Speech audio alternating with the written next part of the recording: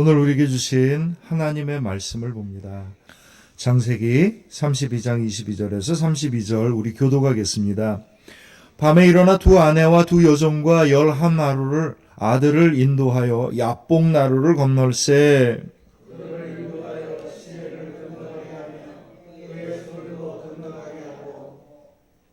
야곱은 홀로 남았더니 어떤 사람이 날이 새도록 야곱과 씨름하다가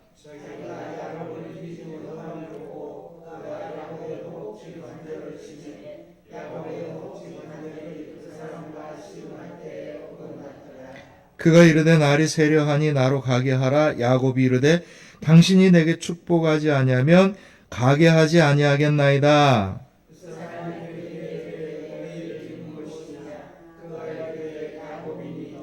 그가 이르되 내 이름을 다시는 야곱이라 부를 것이 아니요 이스라엘이라 부를 것이니 이는 내가 하나님과 및 사람들과 겨루어 이겼음이니라.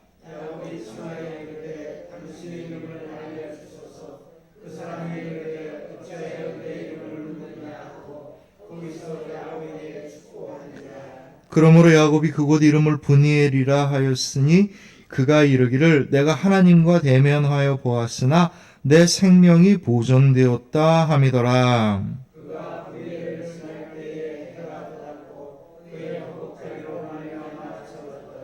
우리 함께 있습니다. 그 사람이 야곱의 허벅지 관절에 있는 둔부의 힘줄을 쳤으므로 이스라엘 사람들이 지금까지 허벅지 관절에 있는 둔부의 힘줄을 먹지 아니하더라. 아멘.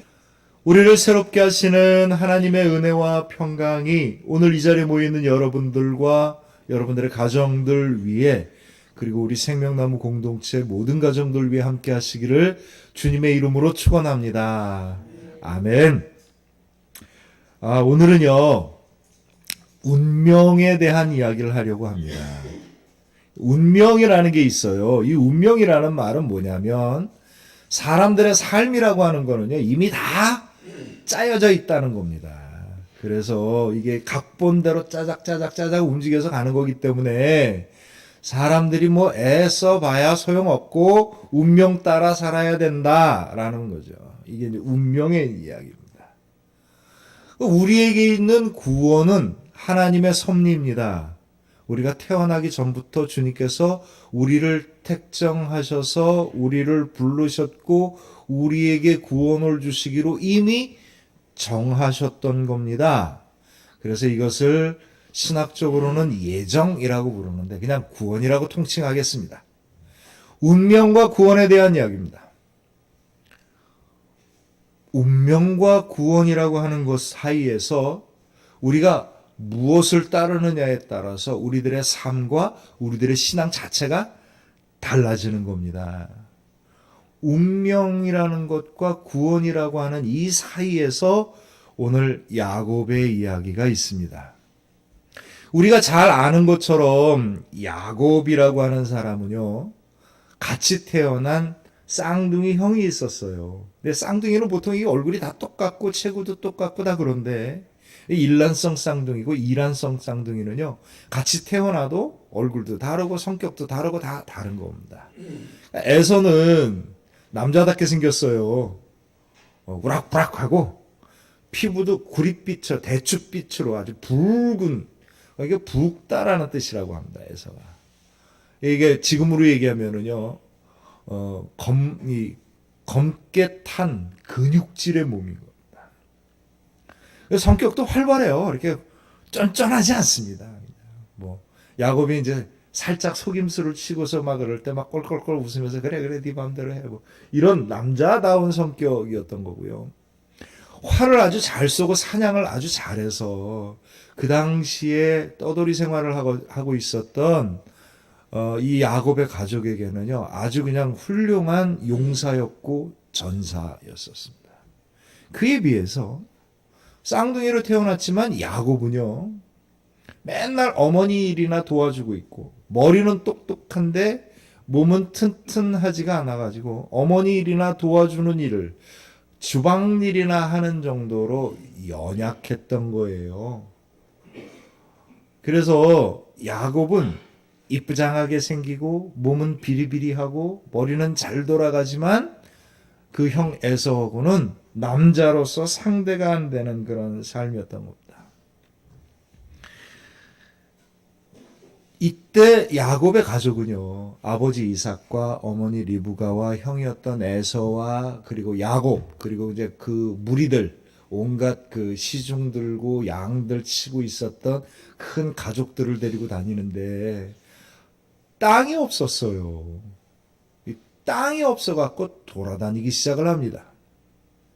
아브라함과 이삭의 자손들 중에서 제일 먼저 땅을 얻어서 정착한 사람은 그의 형이었던 에서입니다. 에서가 처음으로 땅을 갖고 정착합니다. 마을을 이루고 한 집단의 거의 족장이 될 정도로 큰 사람이 된 게 이제 형인 에서였던 거고요. 어쨌든 이스라엘 백성들이 나중에 그 가나안을 정복할 때까지 땅이 없었던 겁니다. 떠돌이 생활을 해야 되는 거예요. 그런데 우리가 떠돌이 생활이라고 하는 게 옛날에는요, 텃세가 심했고요. 그리고 떠돌이 생활이라고 하는 거는 이후의 삶을 보장할 수 없었던 어려운 생활이었던 겁니다. 그때 이삭이, 에서와 야곱의 아버지였던 이삭이 미리 이야기를 합니다. 무슨 이야기를 하냐면, 내 재산과 내 모든 힘은 한 아들에게만 물려주겠노라. 이게 뭡니까? 장자권입니다. 장자권. 형인 에서를, 이 용감하고 튼튼한 전사였던 에서를 이삭은 너무 좋아합니다. 너무 좋아해요. 그래갖고 형인 에서에게 모든 것을 넘겨주겠다는 걸 일찌감치 이야기를 해요. 그러니까 어렸었을 때부터 야곱이 자라나면서 뭘 갖고 살아간 거냐면, 아버지는 형인 에서를 사랑하고 이 집안의 모든 힘과 재물은 다 재산은 형한테 다 주기로 이미 정해져 있는 겁니다. 이게 장자권에 대한 이야기예요. 그러니까 야곱은 뭐냐면 어렸을 때부터 내가 형하고 맞서갖고 싸울 힘도 없고 용사나 튼튼한 전사를 좋아하는 아버지 눈에 찰 리도 없고 장자권, 그래서 그 축복의 권한을 나도 갖고는 싶은데 방법이 없었던 겁니다. 이제 야곱이 이제 잘하는 게 뭐냐면 이제 머리를 쓰는 거니까. 지금 이제 야곱이라는 말이 그 당시에는 이게 잔머리 굴리는 사람 뭐 대충 그런 뜻이랍니다. 이게 뭐 속이는 자라고 얘기하는데 지금식으로 얘기하면 그런 거죠. 뭐 잔머리 잘 쓰는 사람 이런 겁니다. 이제 야곱이 꼼수를 쓰는데 이 꼼수라기보다는 때를 쓰는 거나 진배 없어요. 형이 사냥을 갔다 와서 배가 고픈데 이제 엄마 따라서 음식을 만드니까 죽을 끓여갖고 형 나한테 이게 장자권 줘라 그럼 내가 죽 줄게 이런 거. 이 세상에 이런 거래가 어디 있어요. 오죽 때를 쓰고 싶었으면 그랬겠습니까. 에서가 껄껄껄 웃으면서 그래 너 가져 그러고 이제 죽 먹은 겁니다.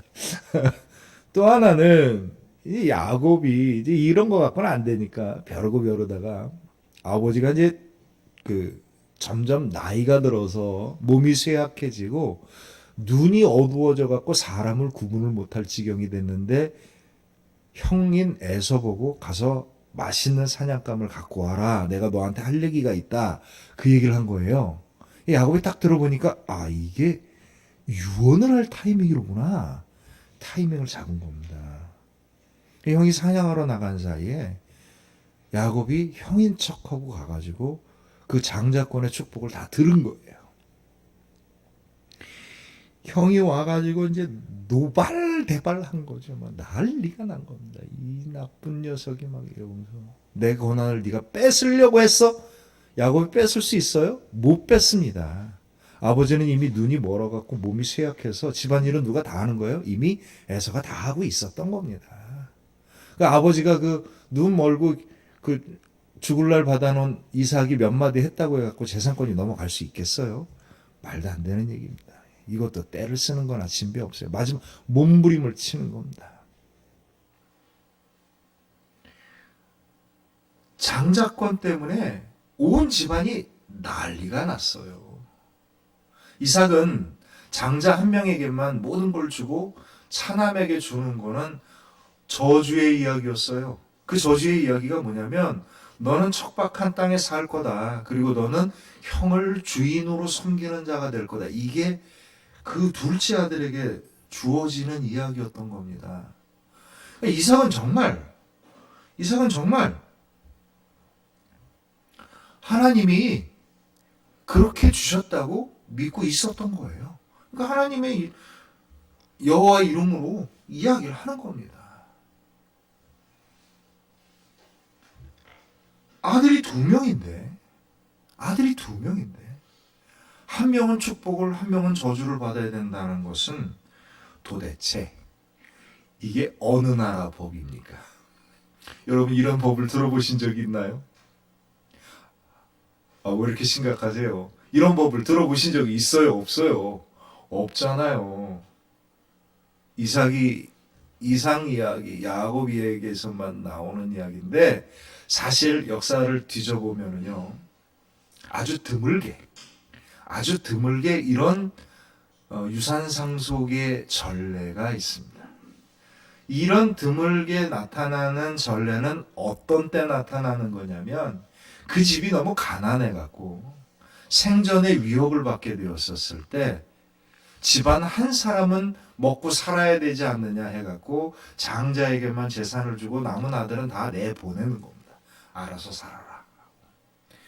이런 거는 아주 극도로 생존이 위험하고 위협스러운 가난한 집안에서 이런 전례가 있었던 겁니다. 그리고 이 당시에 이삭과 아브라함과 야곱이 살았던 시대에 이런 재산 상속도요, 일반적인 재산 상속이 아니었어요. 대부분 보면 장자는 한 절반 주고 남은 건 아들과 나머지 가족들이 나눠 갖는 것. 이게 일반적인 재산 상속이었습니다. 그런데 이삭은 부득불 장자에게만 모든 것을 주고 차남은 유산 상속이라기보다는 거의 저주에 가까운 척박한 땅과 노예적 삶을 이야기한 겁니다. 이 장자권에 대해서 온 집안이 그냥 난리가 납니다. 엄마는 야곱 편 들어가지고 그냥 야곱이 온갖 머리 쓰는 걸 도와주다가 결국은 야곱은요, 목숨의 위협을 느끼고 도망을 갑니다. 우리가 잘 아는 것처럼 야곱은요, 야밤도주를 해가지고 자기 외삼촌 집에 가서 이제 사는데 고생하다가 정말 13년 동안 고생하다가 그래도 4명의 아내와 11명의 아들을 가지고 나름 재산을 가지고 고향으로 돌아올 수 있었습니다. 고향으로 돌아오면 무서운 형이 버티고 있는데 돌아올 수 있었겠어요? 외삼촌 라반한테 쫓겨갖고 돌아올 수밖에 없었던 겁니다. 돌아올 수 없었던 길에 야복강이라는데, 이 야복강은 어떤 강이냐면 그 이스라엘에 흐르고 있는 그 유일한 늘 흐르는 강은요, 요단강밖에 없어요. 워낙 건조한 지방이라. 그럼 이 야복강은 어떤 강이냐면 비가 오면 여기는 그냥 우리처럼 며칠 내리다 마는 게 아니라 그냥 몇 개월 비가 내리는 거거든요. 비가 내리면 이 물이 흘러서 뭐가 되는 거예요? 강이 되는 겁니다. 이걸 감헐천이라고 하는데, 이 야곱이 이 강가를 넘어갈 때가 바로 우기, 비가 오던 때였던 겁니다. 그때 이제 이 강을 넘어가면 형을 만나야 되는데, 이야기 듣기로는 형이 400명의 군사를 이끌고 자기를 만나러 쳐들어오는 겁니다. 겁이 덜컥 났지요. 이거 어떻게 해야 돼? 여기서도 야곱은 머리를 씁니다. 어떻게 쓰냐면 가족과 재산을 4등분을 해요. 4덩어리를 나눕니다. 그 중에서 가장 그냥 먼 쪽 아내가 4명이니까 가장 먼 쪽 안에 그 여종들 출신이었던 빌하와 실바 쪽은 따로 묶어서 두 그룹을 만들어 갖고 그 자식들과 재산을 딱 묶어서 먼저 형에게 보냅니다. 형이 화가 나갖고 가족을 죽이더라도 그 다음에 순서들을 보호하기 위해서. 그러다가 이 4덩어리까지 오면은 이제 화가 좀 멈추지 않겠느냐. 세 번째가 누구였냐면 자기가 덜 사랑하는 레아와 그 자식들을 또 재산과 묶어서 보냅니다. 형 받으십시오. 마지막은요. 자기가 정말 사랑하는 아내 라헬과 그의 아들 요셉과 재산을 묶어갖고 맨 마지막에 보냅니다. 이 와중에도 머리 빵빵빵빵빵 돌아갑니다. 무슨 심정이었을까요? 평생 하나님이 정해놓은 운명을 속에서 자기는 그냥 복받은 삶을 살려고 몸부림치며 살았는데 고생해서 간신히 재산 만들어갖고 고향으로 들어오는데 그나마도 분노한 형 때문에 모든 게 다 거덜날 수밖에 없는 이 상황에 야곱이 도대체 무슨 생각을 했을까요? 내 인생은 도대체 정말 이런 운명인가? 라는 생각이 들지 않겠어요? 하나님이 나는 복받지 않은 인생으로 정해놓았나 봐 라는 생각이 들지 않겠습니까? 하나님께서 정말 이삭에게 아들 한 명은 축복을 주고 아들 한 명은 저주를 주라고 정해 놓으셨을까요? 여러분 생각은 어떠세요? 여러분이 믿고 있는 하나님은 그런 하나님이신가요? 아닙니다. 아닙니다. 이삭은요, 정말 그게 하나님의 뜻인 줄 믿고 있었던 거예요.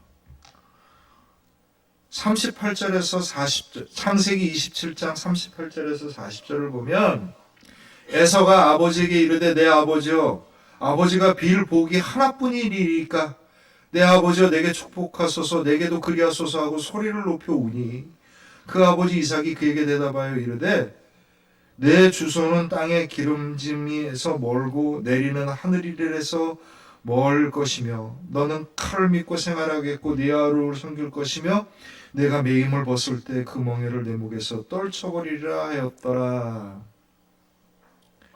이삭은요 정말 이게 하나님의 뜻이라고 믿었던 겁니다. 자기 스스로가 가난한 집에서 한 사람밖에 생존을 보장할 수 없기 때문에 장자에게 다 주어야 되겠다고 하는 결정을 내렸지만 그게 자기의 운명이고 자식들의 운명이라고 생각을 했던 겁니다.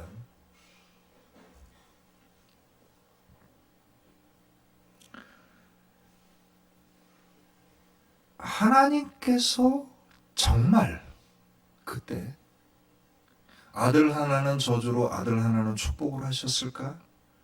아닙니다. 그때 사람들은 다 무엇을 믿었냐면 운명을 믿었던 겁니다.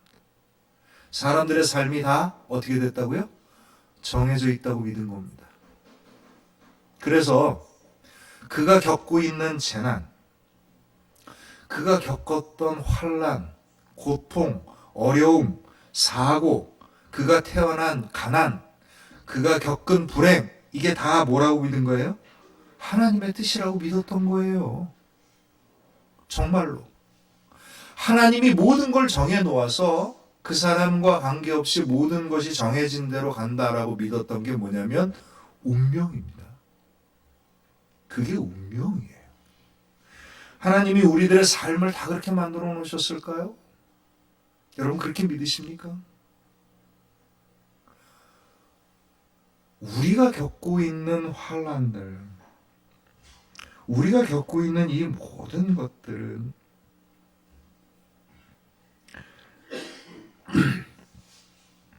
우리만 겪는 것이 아니고 하나님의 짜여진 각본이 아닙니다. 고린도전서 10장 13절에 보면 사도 바울이 이렇게 얘기하는데 제가 조금 더 쉽게 번역을 해서 표준 세번역본으로 읽어드리겠습니다. 여러분은 사람이 흔히 겪는 시련밖에 다른 시련을 당한 적이 없습니다. 하나님은 신실하십니다. 여러분이 감당할 수 있는 능력 이상으로 시련을 겪는 것을 하나님이 허락하지 않으십니다. 하나님께서는 시련과 함께 그것을 벗어날 길도 마련해 주셔서 여러분이 그 시련을 견뎌낼 수 있게 해 주십니다. 우리가 겪고 있는 재난, 우리가 겪는 질병, 코로나, 전쟁, 이 모든 것은요, 인간의 죄악으로 땅이 타락하여서 인간의 죄악과 이기심과 욕망이 빚어낸 결과인 거지. 하나님이 사람들에게 주시고 있는 인생의 운명이 아닙니다. 많은 사람들이 하나님의 구원을, 하나님이 우리를 구원하겠다라고 하는 그 하나님의 인도하심을 운명이라고 생각을 합니다. 그렇지 않아요. 정해진 운명을 살아가는 사람은 없습니다. 단 우리가 하나님을 믿게 될 때, 주님과 동행하게 될 때, 주님의 은혜 가운데 살아가게 될 때, 우리들의 세상에서 겪고 있는 우리들의 삶은 주님의 구원의 삶으로 바뀌는 거예요. 그리스도인은요, 하나님의 정해진 운명을 살아가는 사람이 아니라 세상 속에서 그렇게 살아갈 수밖에 없는 우리들의 운명이 하나님의 천국의 삶으로 바뀐 사람들입니다. 그리스도인은 그래서 어떤 사람들이에요? 운명이 바뀐 사람들입니다. 내 운명을, 세상이 정해놓은 내 운명을 하나님의 구원의 세계로 만들어가는 사람들입니다. 이것이 바로 그리스도입니다. 야곱이 평생을 어떤 삶을 산 거예요? 난 이런 정해진 운명이 싫습니다. 나는 저주받기 위해서 태어난 자가 아니고 나는 하나님의 축복을 받고 싶어요. 나를 축복하소서.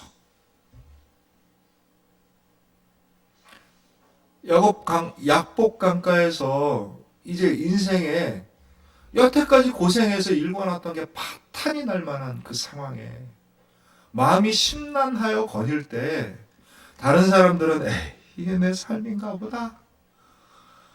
에이, 그냥 가는 데를 가보자. 라고 할 만한 상황에 야곱은요, 두 눈을 부릅뜨고 그의 심령을 활짝 열고 주님을 바라봅니다. 누군가가 나타났습니다. 그 누군가가 나타났는데 알고 봤더니 하나님의 천사였던 거예요. 그러나 야곱이 확실하나 확실하지 않으나 그의 영이 열려있기 때문에 이게 하나님께서 나로 하여금 이 자리를 외면하지 않으시고 하나님께서 이 자리에서 나를 내버려 두시지 않았다라고 하는 믿음이 있었기 때문에 그의 영의 눈이 열려서 보인 겁니다. 그리고 그를 붙잡습니다. 이거 놔! 간절히 붙잡는 거예요. 뭐 말할 틈도 없이 밤새도록 씨름을 합니다. 주님께서 나에게 구원으로 다가오는 것. 그 순간을 야곱은요, 결사적으로 붙잡고 씨름을 합니다. 밤새도록 씨름을 합니다. 하나님의 천사가 물어봅니다. 야곱에게 뭘 물어봅니까? 내 이름이 무엇이냐? 야곱이니이다. 너는 어떤 사람이냐? 여태까지 내 힘으로 내 잔머리 굴리며 살아왔습니다. 그런 얘기예요. 다시는 내 이름을 야곱이라 하지 마라. 남을 속일 수밖에 없는 절박한 상황 속에 살아가는 자가 아니다. 내 이름을 뭐라고 하라고요? 이스라엘이라고 하라. 이스라엘이 무슨 뜻입니까? 하나님 그리고 사람과 싸워서 어떻게 했다고요? 이긴 사람인 거예요. 사람들과 싸워서 이기는 건 이해가 되죠. 하나님과 싸워서 이겼다는 건 도대체 무슨 뜻입니까? 하나님이 정해놓으신 운명을 바꿨다는 뜻입니다. 근데 그 운명을 하나님이 정하신 거예요? 아니요. 세상 사람들이 그렇게 알고 있었던 겁니다. 그러니 야곱더러 그 하나님의 천사가 축복하면서 이스라엘 백성, 이스라엘이라 불러라. 너는 운명을 바꾼 자이고 저주를 구원으로 바꾼 사람이다. 이게 뭡니까? 이스라엘입니다. 이게 뭡니까? 구원받은 백성이에요. 이스라엘 구원받은 백성 믿음의 자손들은요, 세상이 정해놓은 운명을 주님의 구원과 천국으로 바꾸고 만들어가는 사람들입니다. 우리는요, 우리에게 재난과 환난과 어려움이 있었을 때 하나님 도대체 왜 이런 각본을 짜서 나를 힘들게 하십니까? 라고 하지 마십시오. 주님, 우리가 겪고 있는 이 고통의 자리에 함께하여 주셔서 주님, 나를 구원하옵소서. 이게 이스라엘이고요. 이것이 구원의 시작인 겁니다. 하나님께서 구원받은 백성을 그 이후로 다 뭐라고 불렀습니까? 이스라엘이라고 불렀습니다. 왜 이스라엘이라고 불렀어요? 이스라엘은요, 혈통과 전통이 아닙니다. 이스라엘은요, 세상이 정해놓은 그 운명과 같은 끔찍한 속에서 하나님께서 우리에게 소망으로 열어주셨던 그 천국과 소망을 주님과 동행하면서 만들어가는 사람들이었기 때문에 이스라엘인 것이고요. 이것이 바로 구원받은 백성인 겁니다. 유대인들은요, 아직도 이스라엘을 자기 혈통과 전통이라고 생각을 해요. 예수님께서 그 유대인들에게 나타나서 뭐라고 말씀하셨냐면, 누가복음 13장 27절에서 30절에서 이렇게 얘기합니다. 그가 너희에게 말하여 이르되 나는 너희가 어디에서 왔는지 알지도 못하노라. 행악하는 모든 자들아 나를 떠나가라 하니라. 내가 아브라함과 이삭과 야곱과 모든 선지자는 하나님 나라에 있고 오직 너희는 밖에 쫓겨난 것을 볼 때 거기서 슬피 울며 이를 갈리라. 사람들이 동서남북으로부터 와서 하나님 나라의 잔치에 참여하리니 보라, 나중된 자로서 먼저 될 자가 있고 먼저 된 자로서 나중될 자가 있느니라 하시더라. 아멘. 유대인들은요, 이스라엘을 혈통과 전통으로 읽었습니다. 지금도 그렇고요. 그 유대인을 이스라엘이라고 우리는 부르지 않아요. 왜 그러냐면 이스라엘의 첫 시작 자체가 하나님의 구원을 사모하여서 우리에게 주어진 운명과 맞서서 하나님께서 우리에게 주시는 천국의 삶을 만들어갔기 때문입니다. 사랑하는 성도 여러분, 우리 그리스도인들은요, 세상의 질병을 하나님의 각본이라고 이야기하지 않습니다. 우리 그리스도인들은요, 세상에서 벌어지는 추악한 전쟁을 하나님의 뜻이라고 이야기하지 않아요. 우리 그리스도인들은요, 내가 겪은 환난을 나에게 은혜를 주시기 위한 하나님의 은혜의 방편이라고 이야기하지 않습니다. 우리 그리스도인들은요, 내가 겪은 모든 환난들을 하나님이 나를 향한 안배라고 이야기하지 않습니다. 우리 그리스도인들은 이 세상이 우리들의 죄악으로 말미암아 타락하고 온갖 문제가 생겼었을 때 하나님께서 이 자리에 임재하셔서 내 삶의 자리에 들어오셔서 나를 붙잡아 주시고 나를 구원해 주신다라고 하는 믿음을 가지고 이겨나가는 사람들인 겁니다. 주님께서 여러분과 함께 하기를 원하십니다. 짜여진 각본대로 코칭을 하기를 원하시는 게 아니고요. 뒤에서 조종하기를 원하시는 게 아니고요. 여러분의 삶 가운데 임재하셔서 우리의 뜨거운 가슴을 끌어안고 함께 하기를 원하십니다. 내가 주님을 향하여 심령을 열고 내 삶을 열었었을 때 주님의 권능과 은총으로 우리에게 다가오기를 소망하고 계십니다. 사랑하는 성도 여러분, 주님의 놀라운 구원의 세계에 믿음의 문을 활짝 열어서 세상이 우리에게 강요하는 운명과 같은 삶을 바꾸어 갈 수 있는 복된 저와 여러분들의 믿음이 되시기를 주님의 이름으로 축원합니다. 우리의 삶이 바뀌어서 남들과 같은 그런 삶이 아니라 우리의 삶 자체가 주님의 능력과 기쁨과 평안이 넘쳐나는 천국의 삶이 되기를 소망합니다. 이스라엘이요, 이스라엘에게 얘기를 하면서 천사가 한 일이 뭡니까? 허벅지 관절을 꺾어 놓았습니다. 절름발이가 된 거예요. 여태까지 야곱은 뭘 믿고 살았어요? 자기 머리 믿고 자기 힘 믿고 살았던 겁니다. 근데 이스라엘이라는 이름은 어떻게 얻어지는 겁니까? 내 힘이 꺾였었을 때 주님이 나를 도와주신다는 그 믿음을 붙잡고 나아가는 그때 이스라엘이 되는 겁니다.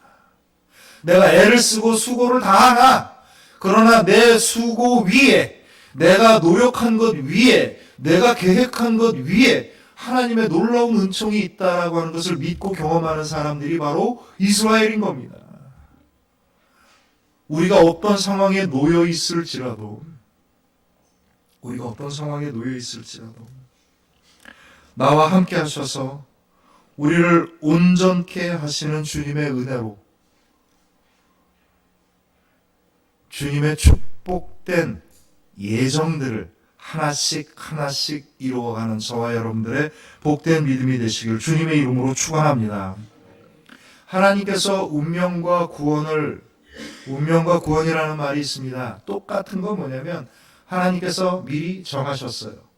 하나님께서 그 사람에게 그 사람이 감당할 수 없는 복된 길을 주십니다. 똑같은 이야기. 그런데 다른 점이 있습니다. 재난과 환난도 하나님께서 주십니다. 이게 운명인 거예요. 모든 사람이 다 복을 받는 게 아니라 그 중에는 저주를 받을 사람도 있습니다. 이게 운명인 겁니다. 하나님의 예정, 하나님의 구원은요, 모든 사람에게 복된 길을 인도하십니다. 모든 사람들을 축복하기 위해서 주님께서 그 여정과 함께 하십니다. 자기 믿음이 열려서 주의 이름을 부르고 주님을 붙잡고 주님의 은혜와 함께하는 자만이 이 구원에 도달할 수 있습니다. 내 믿음이 온전하게 열리지 아니한다면 그 분량만큼밖에 갈 수 없는 거죠. 이걸 나중에 가서 사도 바울이 뭐라고 얘기합니까?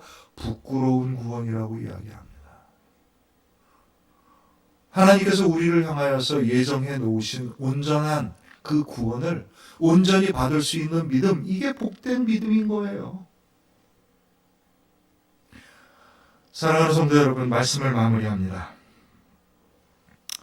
세상에서 우리는 여러 가지 일들을 겪습니다.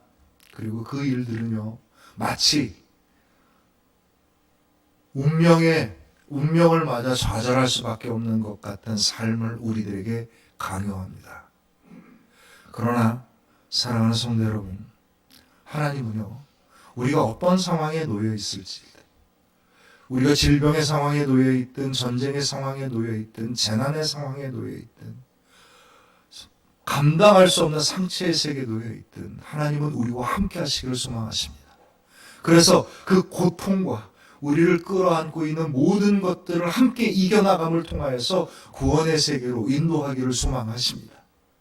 내 힘으로 몸부림치고 있는 그 자리에 오셔서 주님의 힘을 더하여 주시고 주님의 능력을 더하여 주셔서 그것을 감당케 하기를 소망하십니다. 이 놀라운 은혜와 구원의 세계가 저와 여러분들의 임하여지는 복된 믿음이 되시길 주님의 이름으로 축원합니다. 우리 함께 기도합니다.